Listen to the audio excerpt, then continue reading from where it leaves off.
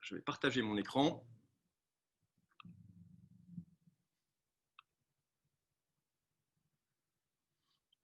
Voilà, merci à toutes et à tous. Vous avez été très, très nombreux à répondre à notre invitation. Je répète, pour ceux qui viennent d'arriver, vous avez la possibilité de poser des questions en appuyant sur la petite icône Q et R pour questions et réponses. Et je ferai de mon mieux pour essayer de répondre à un maximum de questions à la fin de ce topo. Et pour les questions auxquelles je ne pourrai pas répondre, j'y répondrai individuellement, directement par email. Vous pouvez aussi me contacter directement sur mon adresse LinkedIn, c'est souvent le plus efficace, si vous voulez qu'on prenne le temps à la fin de ce topo de caler 15 minutes, 30 minutes pour rentrer dans le détail des choses. Il est 18h04, je vous propose de démarrer cette session numéro 5. Donc bonjour, je suis Julien Delpech. J'ai une vingtaine d'années d'expérience dans le monde de la santé. J'ai travaillé à la fois dans la pharma pendant quelques années, dans différents pays. Ensuite, j'ai travaillé avec des industriels du dispositif médical. J'ai travaillé dans une CRO américaine aux États-Unis. Et puis, il y a quelques années de cela, avec mon compère Apache Hospital, nous avons créé InVivox, qui est une start-up. Alors aujourd'hui, on est une trentaine dans InVivox, on est une scale-up, comme on dit. Et InVivox, c'est une plateforme qui facilite le partage de connaissances entre professionnels de santé, mais aussi entre industriels, c'est-à-dire les fabricants de dispositifs médicaux, les laboratoires pharma, la biotech, et tout le monde de la santé. L'idée, c'est de faciliter le partage de connaissances. Je rentre tout de suite dans le vif du sujet pour les premiers constats. Alors, le premier constat, à l'ère digitale et post-covidienne, c'est que, comme vous l'avez remarqué, les congrès sont tous en train d'être soit reportés, soit complètement annulés. Deuxième chose, les voyages, on le constate, sont devenus quasiment impossibles, et en particulier les voyages internationaux. En même temps que moi, on a Olivier Véran qui parle sur une autre chaîne, et il a beaucoup moins de monde. Et sur cette chaîne, je pense qu'il est en train d'annoncer justement la fermeture de nouvelles villes comme Grenoble, Lyon et Saint-Étienne. On a également les hôpitaux. Vous avez entendu parler du plan blanc. Les hôpitaux deviennent de plus en plus inaccessibles. Donc aujourd'hui, on s'aperçoit que tous ces événements physiques, la possibilité de rencontrer des médecins dans des hôpitaux, la possibilité de se rendre sur des congrès qui n'existent plus, ou bien de voyager, tout cela est devenu quasiment impossible actuellement. Donc, comment faire? Comment transformer en 2021 tous ces événements qu'on avait l'habitude d'organiser et comment les optimiser, comment les repenser?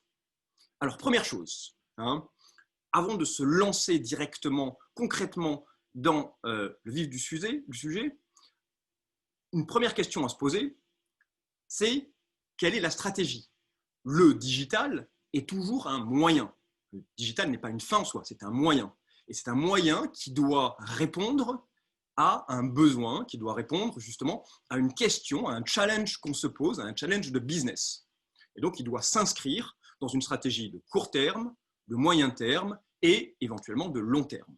C'est fondamental.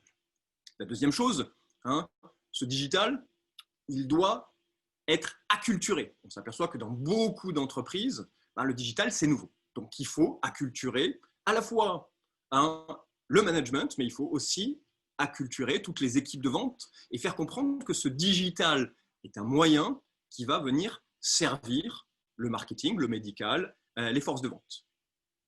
Troisième chose, la donnée. La donnée, c'est un petit peu mon dada, j'en parle à chaque fois.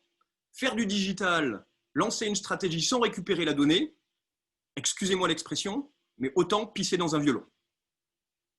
Et dernière chose, la culture d'entreprise. On change de culture d'entreprise avec cette nouvelle donne de la Covid-19.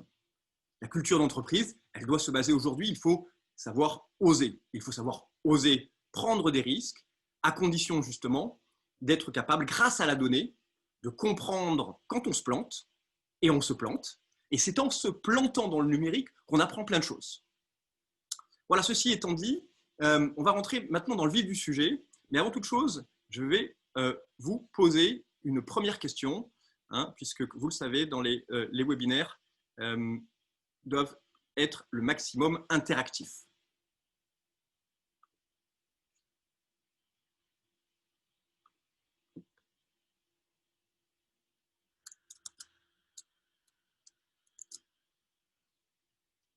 Alors, est-ce que vous voyez ma question?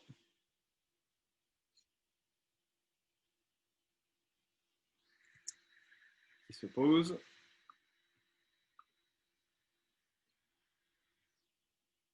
Alors, je vous poserai ma question un petit peu plus tard. Et je rentre alors directement dans le vif du sujet. Le vif du sujet, c'est ce qu'on va appeler le digital journey.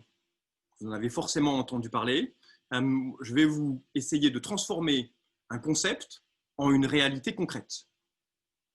Le digital journey, son objectif, c'est justement de pouvoir proposer un continuum de formation qui sera basé sur des événements distanciels, mais aussi, vous allez le voir, sur des événements présentiels, parce que le présentiel n'est pas mort, on va le voir. Ce digital journey, il va évidemment s'articuler sur une période. Je vais prendre la période du premier semestre 2021. Ce digital journey, il va s'articuler sur des événements online, donc des événements distanciels, mais aussi sur des événements présentiels. Le présentiel n'est pas mort, il va revenir, on ne sait pas exactement quand, mais il reviendra au bout du jour. Ces événements présentiels et ces événements distanciels vont constituer ce qu'on appelle le blended learning. Et le fait de pouvoir mixer du distanciel et du présentiel, c'est évidemment le Graal de la formation. Sur les événements online, on va pouvoir organiser des webinaires. On a tous participé à des webinaires. C'est souvent l'entrée dans le digital, un webinaire. Un webinaire, ça a plein d'intérêts. C'est un format qui doit être le plus court possible. Aujourd'hui, notre conseil, c'est de limiter le temps à 30 à 45 minutes. Également, de maximiser l'interactivité avec l'audience, c'est-à-dire de pouvoir poser des questions à l'audience pendant les webinaires pour pouvoir récupérer des informations de l'audience et aussi pour en permanence réveiller l'audience qui est derrière un écran. Voilà des exemples de la semaine dernière de certaines personnes qui ont posé des questions à l'audience qui permettent d'avoir directement l'interaction, les réponses de l'audience. Le webinaire, c'est, comme je vous disais, c'est bien souvent la première étape pour rentrer dans ce parcours digital. La deuxième étape, c'est ce qu'on appelle chez nous le Smart Replay. Le Smart Replay, c'est un replay qui a été amélioré. Je ne sais pas si vous avez eu l'occasion d'aller voir des replays. Un replay qui n'a pas été amélioré, c'est assez complexe et c'est un petit peu mortel à suivre. Ce qu'on propose, nous, c'est d'améliorer ces replays, c'est-à-dire de chapitrer ces replays, éventuellement de poser des questions entre chaque interlocuteur, entre chaque intervenant, et puis éventuellement, à la fin, d'envoyer un certificat automatique aux personnes qui ont suivi ces replays. Donc ces replays, ils permettent de créer de la formation on demand et à la carte, quand les professionnels de santé ont le temps ou souhaitent pouvoir le visionner. Voilà des exemples où on a chapitré les différents moments d'un webinaire pour pouvoir sauter directement à la partie qui intéresse directement les spectateurs. Un autre exemple, c'est la classe virtuelle. Une classe virtuelle, c'est un webinaire en petits groupes. C'est un webinaire dans lequel il va y avoir beaucoup plus d'interactivité. On va laisser les caméras ouvertes, on va laisser les micros ouverts, on va inviter entre 5 et 20 personnes.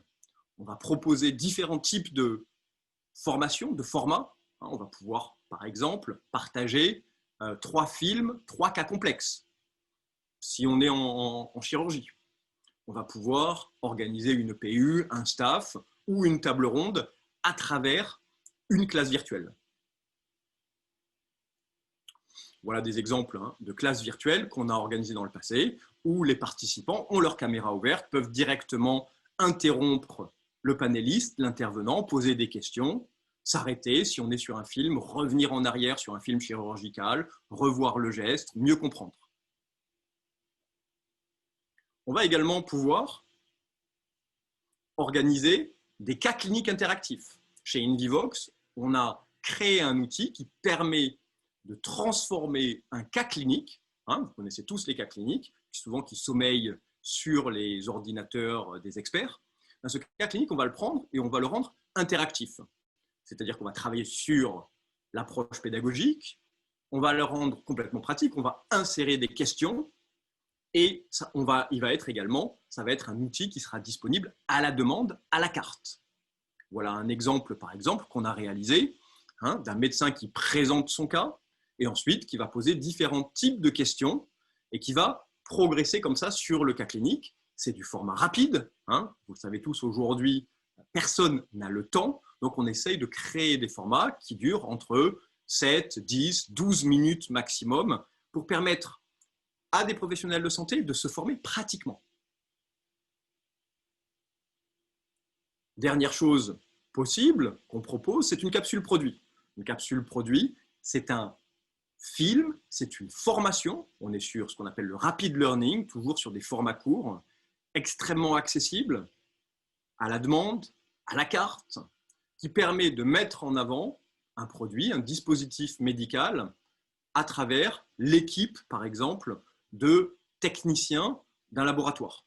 Et ça permet également à tous les professionnels de santé qui travaillent dans un hôpital, dans un bloc opératoire, d'avoir accès très simplement à une capsule pour se former ou pour se former, pour revoir un geste, pour comprendre dans quel sens on tourne une molette, comment on assemble un dispositif, hein, de pouvoir se former de manière très très simple. Et pour rendre ça encore plus simple, on va créer ce QR code qui était tombé en désuétude au cours des années passées. Ce QR code, aujourd'hui, on va l'associer directement à ce produit. On va l'associer à cette capsule. Ce QR code, il sera disponible, par exemple, dans le bloc opératoire et il permettra tout simplement, en flashant ce code, de lancer la capsule pour qu'un chirurgien, pour qu'une infirmière puisse tout de suite reprendre, se reformer directement. Voilà un exemple de rapid learning qui sera disponible. On va évidemment continuer d'organiser des événements présentiels. Ces événements présentiels, ils vont changer. Plus de congrès mondiaux, c'est fini. Hein, la jauge des congrès a été abaissée, les gens ne peuvent plus voyager. Donc on va se diriger vers des congrès qui vont être régionalisés. Hein, des congrès dans le sud-est, des congrès dans le nord. On va continuer d'organiser, quand ça sera possible, hein, quand les hôpitaux seront ouverts, des formations en one-to-one, le compagnonnage. Le compagnonnage n'est pas mort, bien entendu.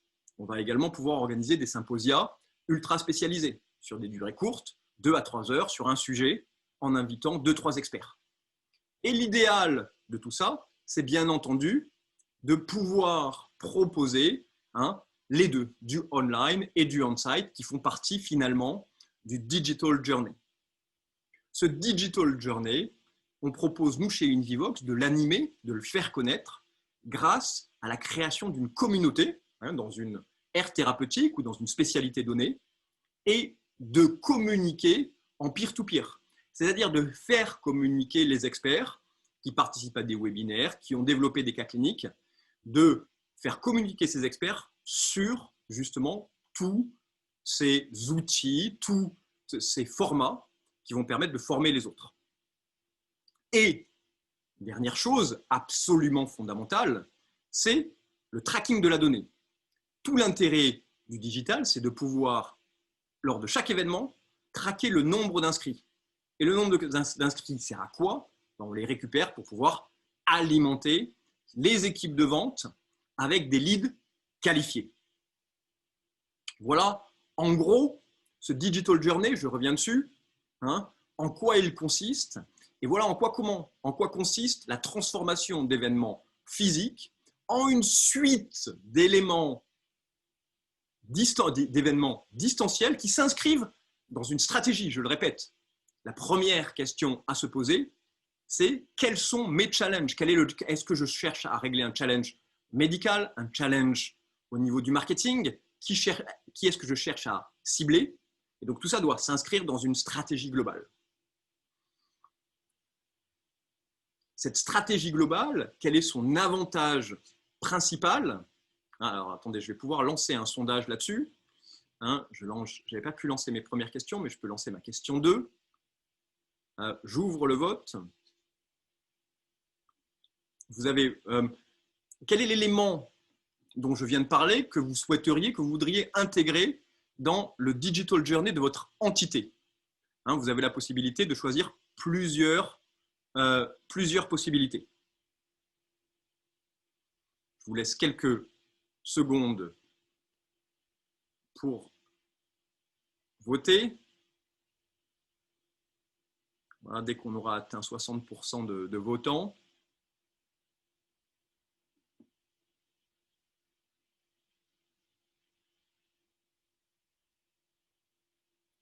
Voilà, je vais mettre fin au vote et je vais partager avec vous tous. Hop, je partage les résultats. Donc, comme vous voyez, vous êtes tous intéressés par un grand nombre de ces différents outils qui permettent de transformer des événements physiques en des événements numériques et digitaux. Les cas cliniques interactifs sont plébiscités. Si vous voulez avoir une présentation complète sur les cas cliniques, si vous allez sur la Indivox Academy, vous allez retrouver le topo qui a été réalisé par mon associé Patchy Hospital et par Sabrina Amir, qui va vous présenter dans le détail en quoi consistent ces cas cliniques et comment, chez Indivox, on permet de transformer un cas clinique en un cas clinique interactif. Je vais en profiter pour vous poser tout de suite également la première question que je n'avais pas pu vous poser.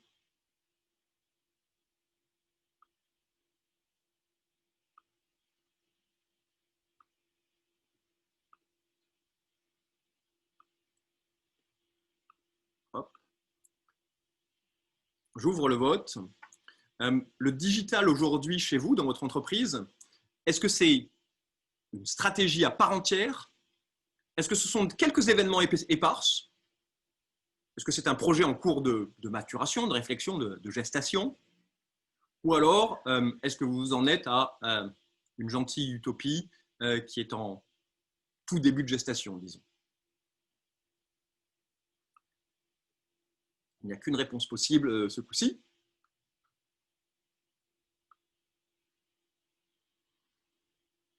Merci à tous d'avoir voté. Et je partage les résultats. Donc, écoutez, pour la moitié d'entre vous, il est intéressant de noter qu'aujourd'hui, le digital ou l'intégration du digital, c'est une stratégie à part entière. Pour un cinquième d'entre vous, ce sont quelques événements éparses. Et je le répète, les événements éparses ne font pas une stratégie, et que c'est la possibilité, justement, l'opportunité d'intégrer ces événements dans une stratégie de court terme et de moyen terme qui donnera justement des résultats. J'en arrive à ma dernière partie sur les avantages évidemment attendus. Premièrement, l'objectif, c'est de créer un continuum de formation. Et ce serait un continuum de formation avec des formations qui vont être des formations en live, mais aussi et surtout des formations qui seront disponibles à la demande et à la carte. Et ça répond aux besoins actuels. On ne sait pas quand les médecins sont disponibles, on ne sait pas quand les toucher. Et c'est eux qui vont justement venir chercher une information parce qu'ils sauront que cette information, elle est disponible sur leur temps libre.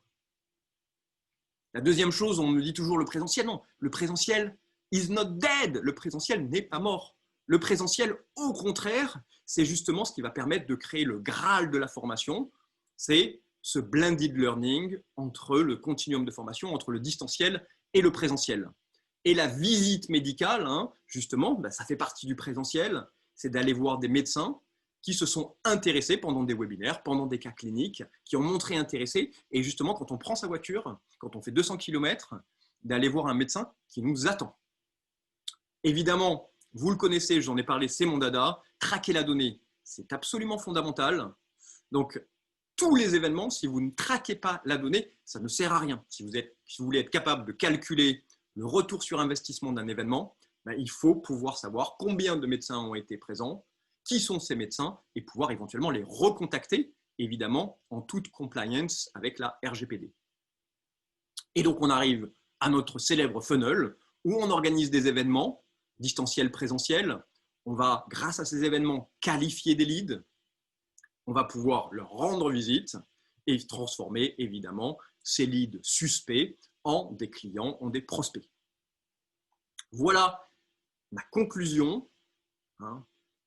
Le digital, je le répète, est un moyen qui s'inscrit dans une stratégie et c'est un moyen qui va vous permettre de transformer en 2021 tous ces événements physiques en des événements et récupérer la donnée grâce à ces événements.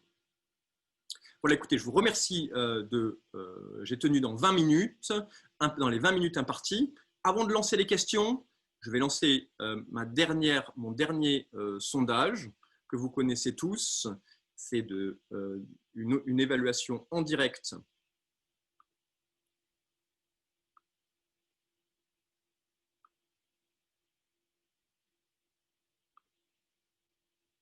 de ce topo. Voilà, j'ouvre le vote.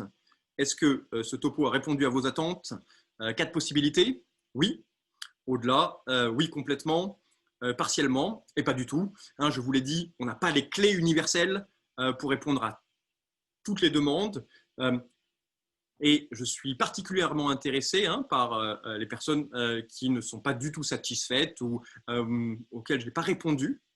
N'hésitez pas à me contacter pour qu'on prenne rendez-vous, pour qu'on prenne un quart d'heure, une demi-heure, pour parler de vos challenges et puis éventuellement pour voir si je peux mieux y répondre. Donc, contactez-moi sur LinkedIn et je m'engage à vous répondre évidemment et à prendre du temps pour en discuter. Donc, je mets fin au vote. Merci à tous les votants. Voilà, on est à 70% de vote et je partage les résultats puisque c'est tout l'intérêt aujourd'hui du digital, de pouvoir en live.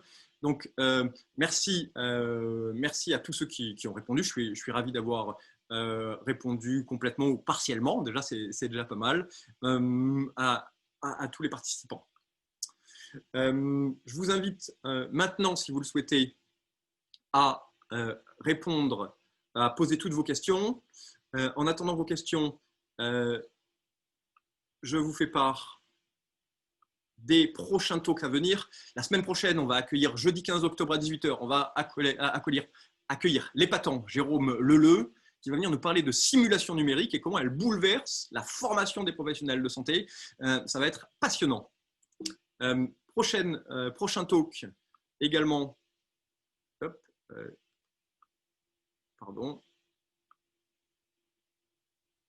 On va parler de recrutement.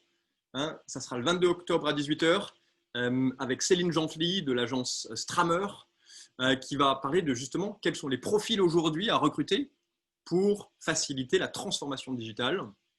Et dernier talk du mois d'octobre, le jeudi 29 octobre, avec Antoine Jaumier, le CIO d'Incepto, qui nous parlera d'intelligence artificielle et comment l'intégrer quand on est un industriel, un laboratoire, comment l'intégrer à sa proposition de valeur. Voici donc les 3 talks à venir et je propose de prendre tout de suite vos questions.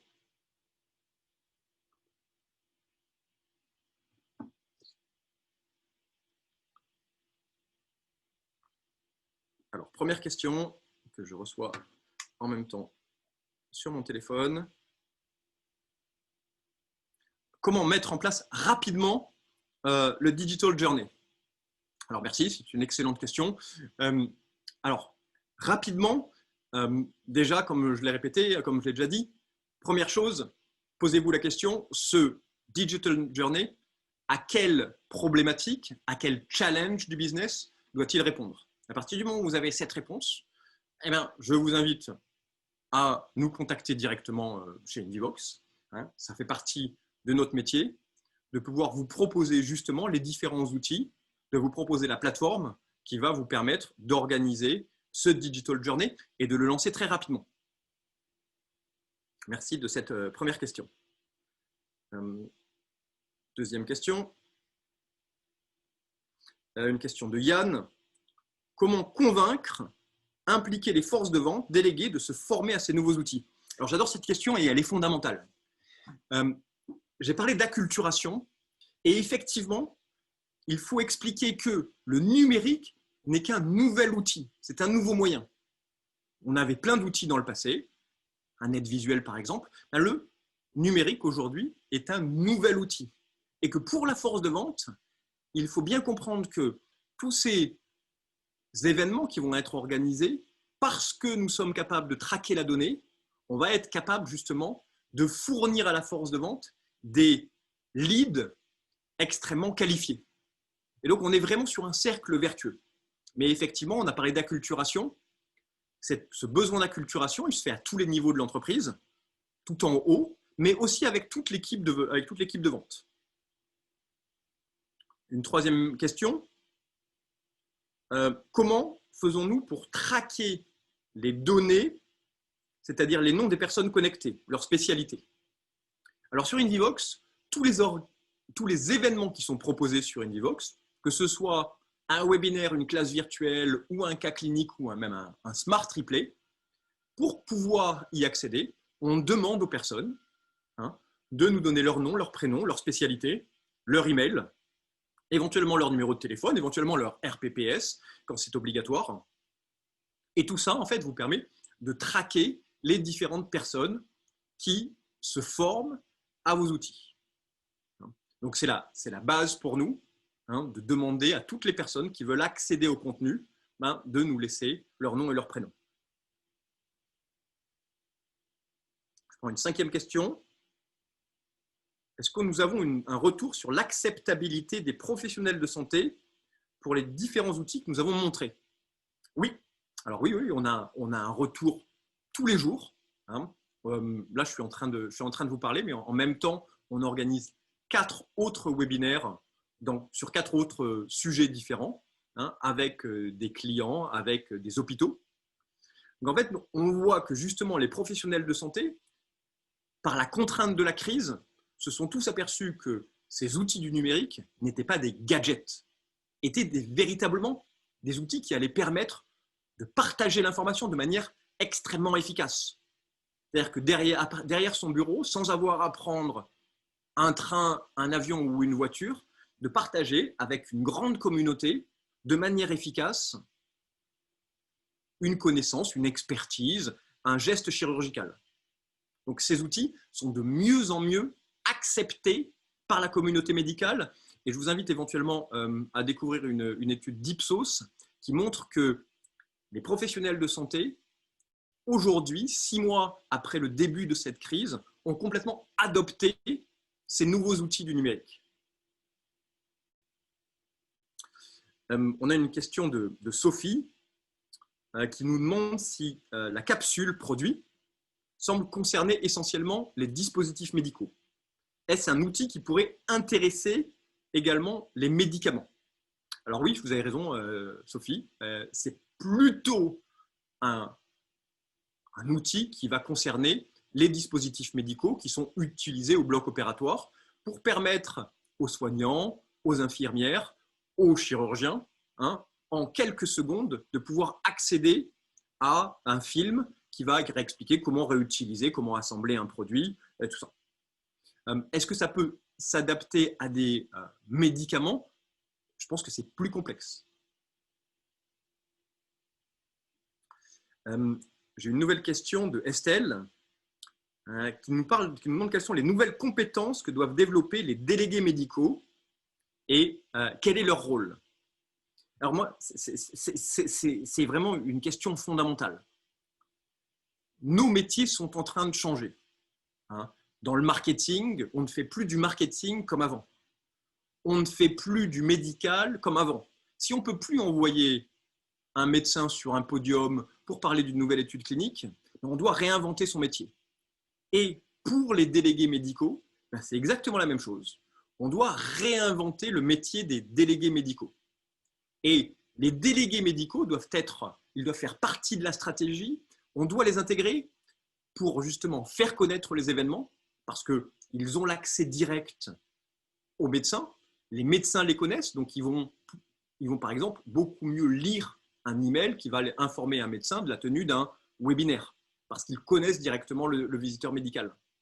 Et le visiteur médical, sa mission va complètement changer parce qu'il ne va plus partir faire une tournée de manière machine, de manière automatique. Il va récupérer des leads qualifiés et avec ces leads qualifiés, il va aller apporter une information supplémentaire à des médecins qui cherchent cette information. Donc, il sera beaucoup mieux accueilli par les professionnels de santé parce que justement, il aura eu cette information, tous ces signaux qui ont été envoyés par les professionnels de santé qui participent à des événements. Quand un médecin participe à un webinaire et qu'il pose beaucoup de questions sur une aire thérapeutique, sur un produit éventuellement, eh c'est évidemment un signal, pas vraiment un signal faible, mais qui peut être envoyé directement au visiteur médical pour qu'il puisse aller amener l'information dans le détail à ce professionnel de santé.